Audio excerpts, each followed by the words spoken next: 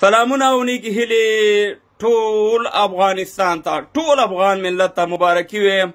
شکر الحمدلله زموږ د کرکټ ټیم اتلانو قهرمانانو نن په ایشیا کپ کې بنګلادیش ته ماته ورکړه او دغه شان زموږ ټیم الحمدلله په دې ګروپ کې په ټاپ کې دی.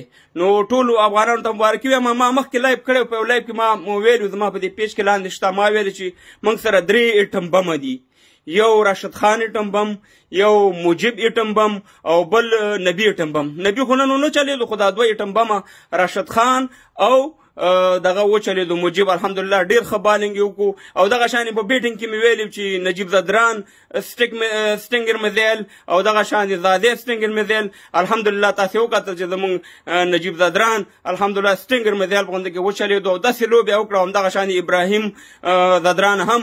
نو الله تعالی دې ټول افغانان خوشحاله آباد لري. ډېره ته مبارکي وایم افغانان ورونو. دا په اول ځل دی چې د افغانستان کرکټ ټیم الحمدلله دې دغه ته رسیږي چې نه په ټاپ کې راځي، نه په دې ټول ګروپ کې په دې د 15 ټیمونه چې دي په دې ټولو کې اول نمبر کې دی فی الحال.